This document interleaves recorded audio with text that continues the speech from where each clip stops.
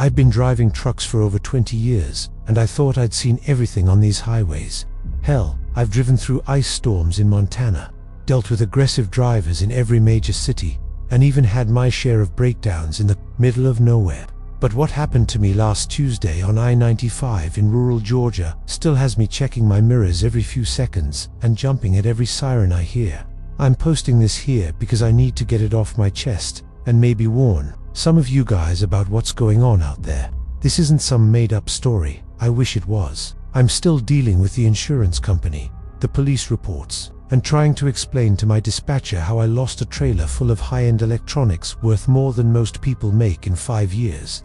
My hands are still shaking as I type this. 3 days later, I was hauling a load of premium tablets and smartphones from a distribution center outside Atlanta, heading up to Jacksonville. The manifest showed about $2.8 million worth of merchandise, all properly secured and sealed. I'd done this route dozens of times before. It's usually a smooth run, especially the stretch through southern Georgia, where there's nothing but pine trees and the occasional gas station for miles. I left Atlanta around 2 a.m. to avoid traffic, planning to grab breakfast in Valdosta and make Jacksonville by noon.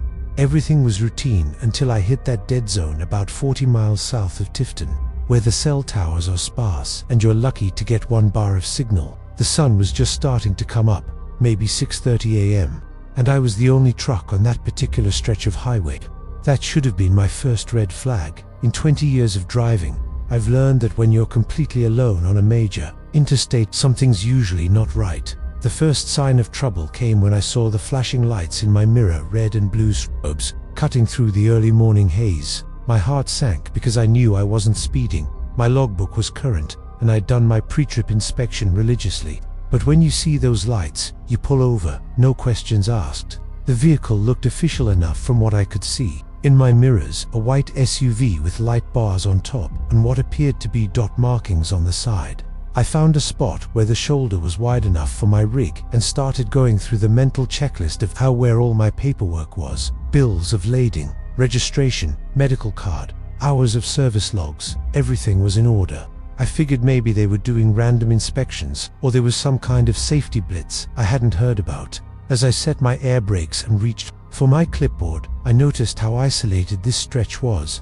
No other vehicles in sight, no buildings, just endless pine forest on both sides of the highway. 2 men got out of the SUV, both wearing what looked like official DOT safety vests, the bright yellow-green kind with reflective stripes that you see at every way station and inspection point. One was tall and lanky, the other shorter and stockier, both wearing baseball caps and sunglasses. Despite the early hour, they walked with that confident stride that screams authority.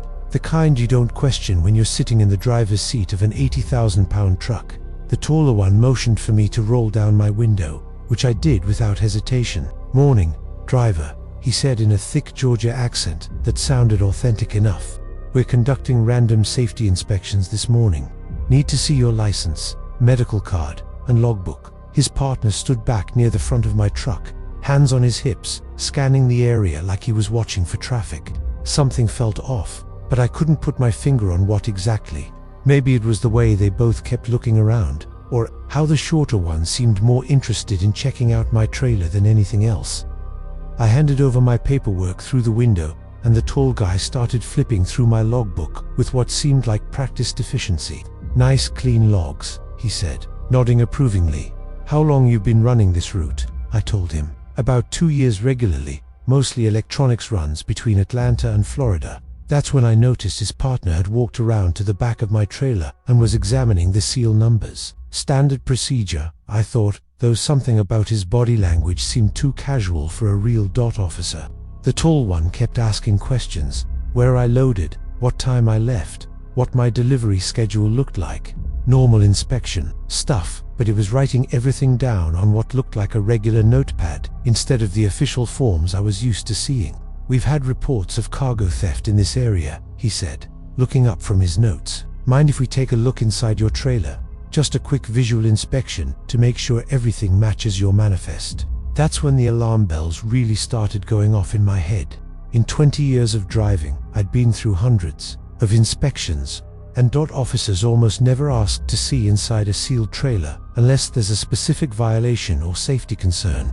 The seal was intact, my paperwork was clean, and there was no reason to break that seal unless they suspected something illegal. But these guys had badges clipped to their vests. They knew the lingo, and they had official-looking equipment. I hesitated for just a second too long, and the tall one's demeanor shifted slightly. "Sir, we need your cooperation here," he said, his voice taking on a harder edge. "We can do this the easy way, or we can call for backup and make this a much longer process." The shorter one had moved closer to my driver's side door, positioning himself where I couldn't see both of them at the same time. My gut was screaming that something was wrong, but my brain was still trying to process how to fake. Officers could be operating in broad daylight, on a major interstate, with official-looking gear and the confidence to pull over commercial vehicles. I climbed down from the cab, my legs feeling shaky for reasons I couldn't explain yet. The shorter guy immediately moved behind me while the tall one led me toward the back of the trailer. "Just routine, driver," he kept saying, but his eyes were constantly scanning the highway in both directions.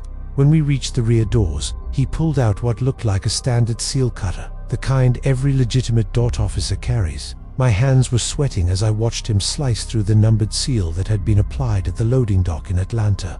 The doors swung open, revealing neat rows of cardboard boxes marked with electronics company logos. "Mind pulling a few of those boxes down so we can verify the contents?" the tall one asked. This was completely outside normal inspection protocol, but I was already committed. As I climbed into the trailer and started moving boxes, I could hear them talking in low voices behind me. I caught fragments, something about time frame and clean route, but couldn't make out everything. That's when I heard the distinctive metallic click that every American knows instinctively. I turned around to see both men pointing pistols at me, not service weapons that police would carry, but street guns that looked well used and definitely not regulation. "Don't do anything stupid, driver," the tall one said, his voice completely different now, colder, more controlled. "We just want the trailer. Nobody needs to get hurt here." My mind went blank for a second. 20 years of highway safety, meetings, company training sessions about cargo theft and security protocols, and I was still standing there like an idiot trying to process what was happening. The shorter one had moved to where he could see both me and the highway. "Get down from the trailer, nice and slow," he ordered. "Then we're gonna walk back to your cab and you're gonna grab your personal stuff. You've got about 30 seconds before we unhook this trailer and disappear."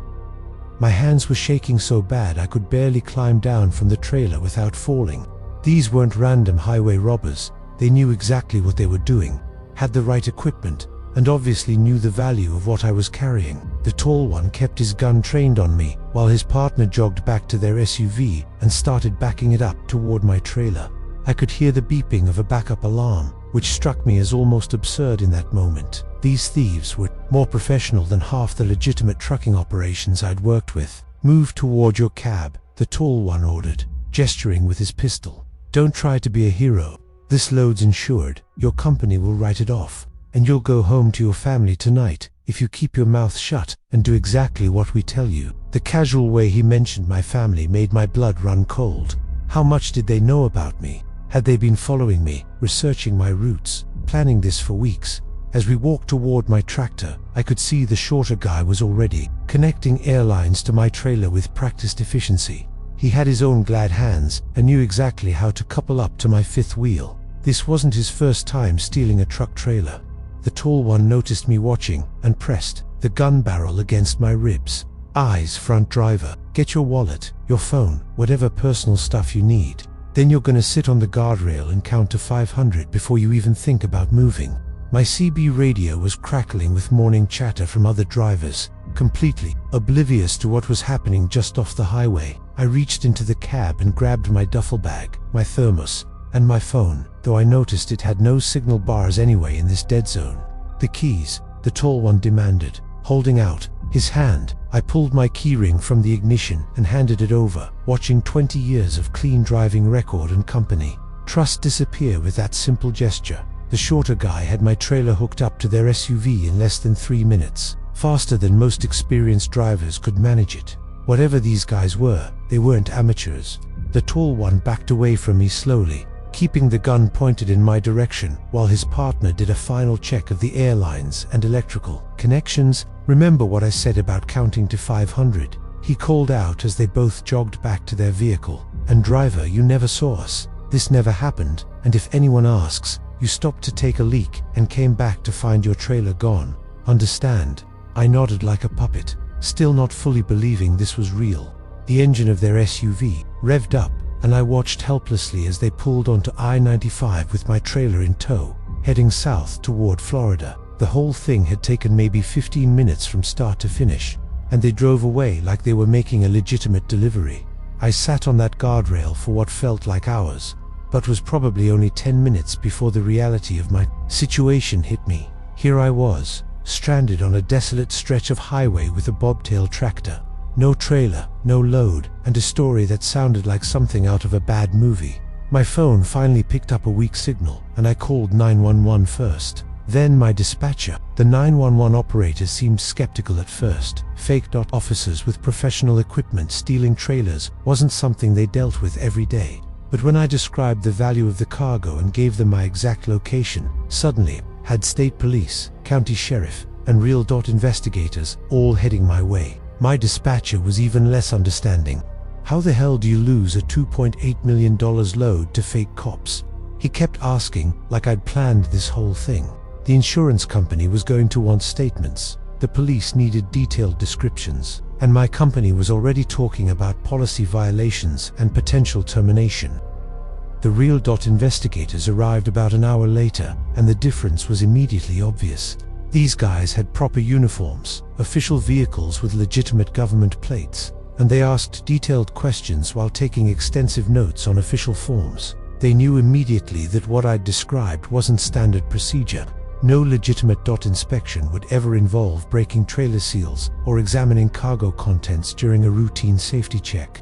He got hit by professionals. The lead investigator told me while reviewing my statement. We've had 3 similar incidents in Georgia and Florida over the past 6 months, all targeting high-value electronics loads. Same MO, fake stop, official-looking equipment, in and out fast. He showed me photos from other crime scenes, and my blood went cold when I recognized the same white SUV and similar descriptions of the suspects. These weren't random thieves who got lucky. They were part of an organized operation that had been studying trucking routes, cargo manifests, and procedures. The state police detective assigned to my case explained that these crews often had inside information about specific loads, departure times, and route details. Someone was feeding them intelligence about which trucks to target and when. They knew exactly what you were carrying, and probably when you left Atlanta, he said, flipping through his notes. This wasn't a random highway robbery. They were waiting for you specifically. That thought terrified me more than the guns had. How long had they been watching me? Did they know where I lived? What truck stops I frequented? What routes I preferred?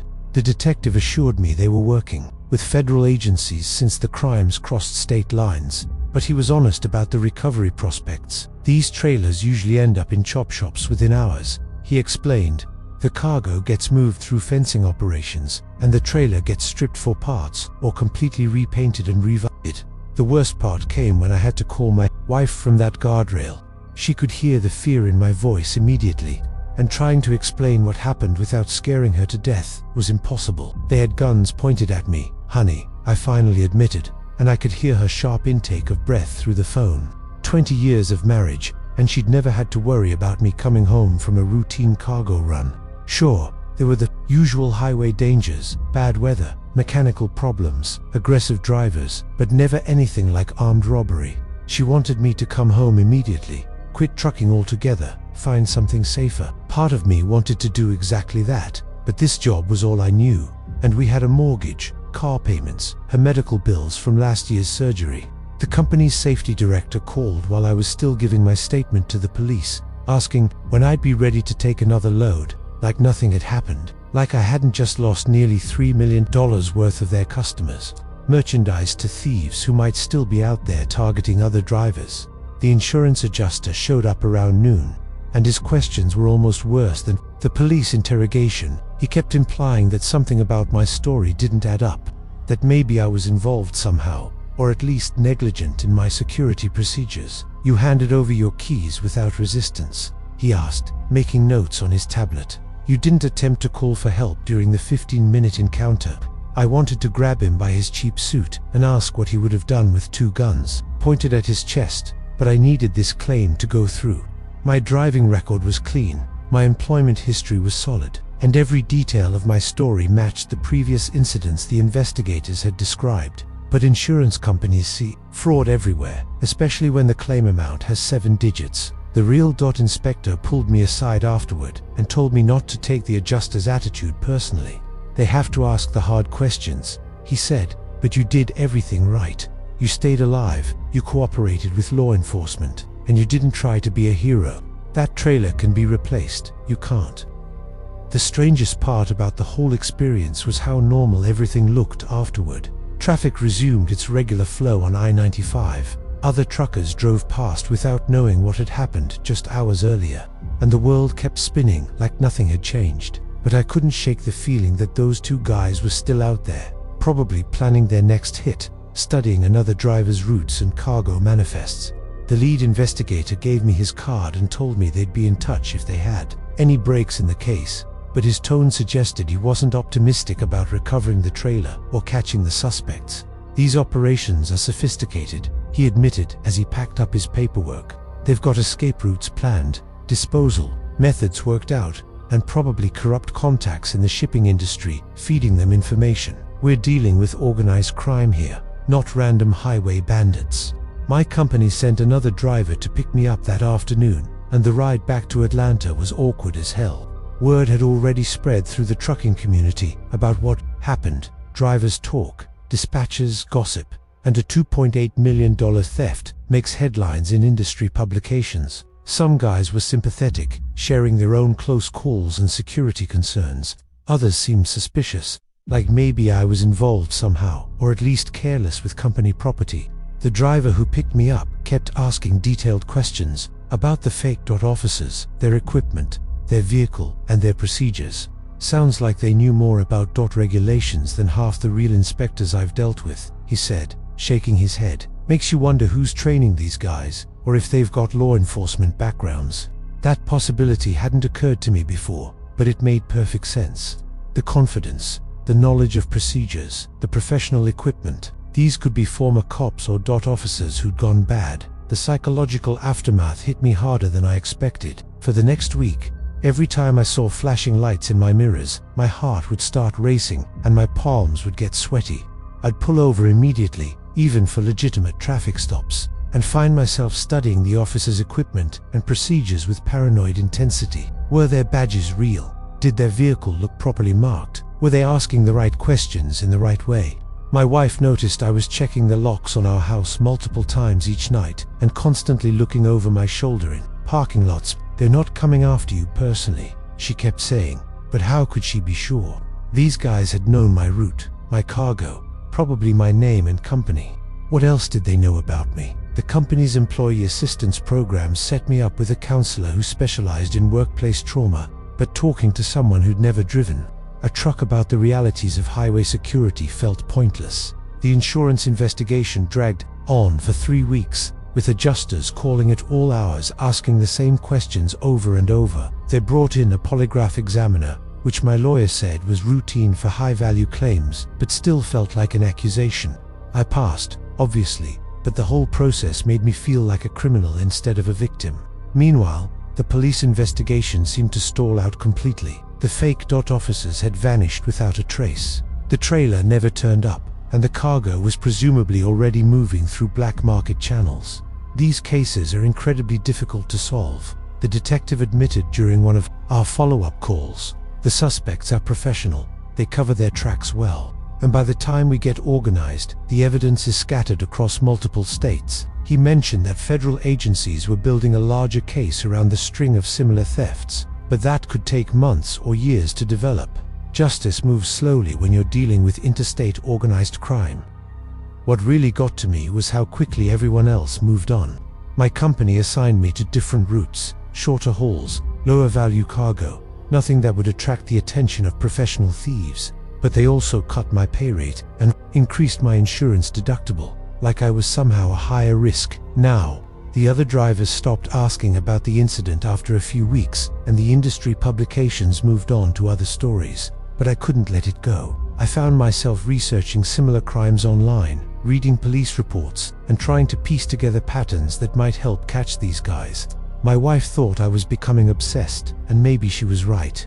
I'd wake up at 3 a.m. thinking about details I might have missed, angles the investigators should pursue, or connections between my case and others. The detective stopped returning my calls as frequently, and I got the impression that my case had been filed away with dozens of other unsolved cargo thefts. 6 months later, I was driving through that same stretch of I-95 when I saw a white SUV parked on the shoulder, about a mile from where I'd been robbed. My heart started pounding immediately, and I slowed down to get a better look as I passed. It was just a family with a flat tire, Dad changing the wheel while Mom kept the kids entertained. But the sight of that white vehicle in that location brought everything flooding back. The fear, the helplessness, the guns pointed at my chest, the casual way they'd stolen my livelihood and disappeared into the morning traffic. I pulled over at the next exit and sat in a truck stop parking lot for an hour, hands shaking, trying to calm down. That's when I realized this thing was never really going to leave me alone.